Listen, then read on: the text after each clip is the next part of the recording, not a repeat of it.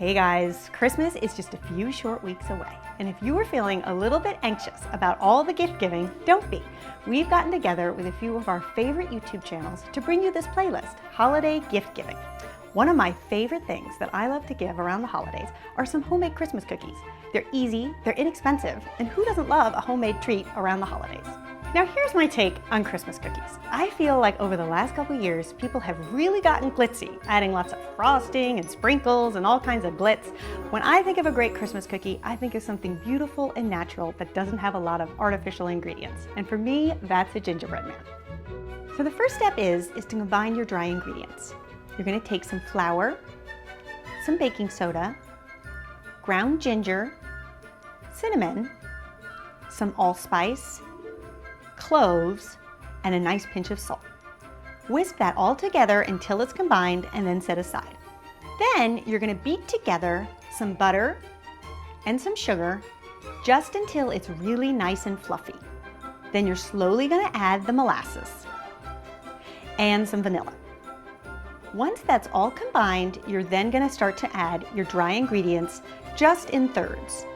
You want to do it slowly, just incorporating in between each addition until it's completely mixed. Once the dough is combined, you're going to turn it out onto a well-floured surface.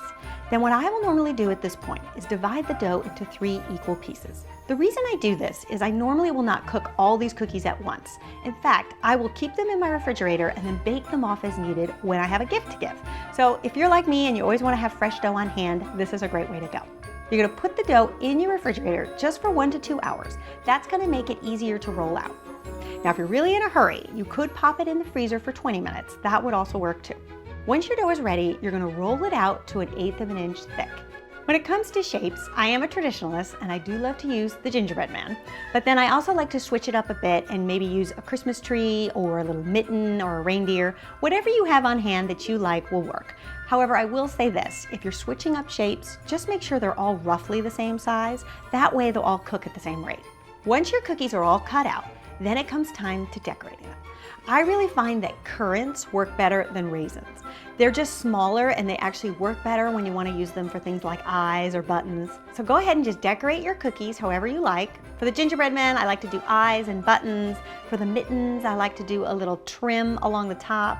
And for the Christmas trees, I certainly love to put a few ornaments and a star on top. And here's the final tip. You want to pop your cookie tray in the refrigerator just for about 5 to 10 minutes to allow them to firm up.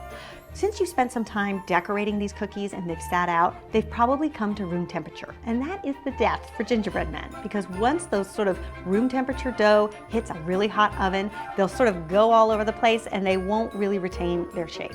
So it's much better to have a very cold cookie hitting a very hot oven, and then you'll find you'll have a perfect shaped gingerbread cookie. You're going to bake your cookies just for 8 to 10 minutes. You'll see they'll start to kind of puff up a little bit. I really like to pull them out at about 8 to 9 minutes, just because I like a chewy gingerbread cookie. But if you like them more on the crispy side, definitely go the full 10 minutes. Then to package them up, here's what I like to do. I like to take one of those clear plastic treat bags, add about 6 cookies to the package. I find that they will sit up better if you use the same cookie rather than mix and match. Then I'll fasten them together with some of the twist ties that the treat bags come with. Then I'll take some red ribbon, tie it in a knot, and then in keeping with that kind of traditional old world theme, I like to take just some fake evergreen, and you can get the large garlands of it at a craft store, and really try to look for the ones that come with the fake pine cones. I think those are even better. Then I'll take a little floral wire, fasten it at the end, and that will then allow you to affix it to the knot.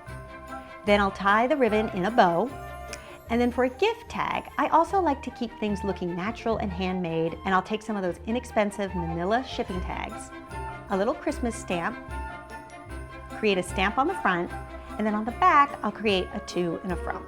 Fasten it to your treat bag, and then you're good to go.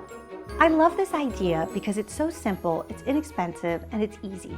And these are the gifts that I can give to all of my preschool teachers, my babysitter, neighbors, whoever just happens to pop by will normally get one of these little gingerbread packets. So I hope you guys give this one a try. I'm sure that anyone on your gift list would love to receive one of these.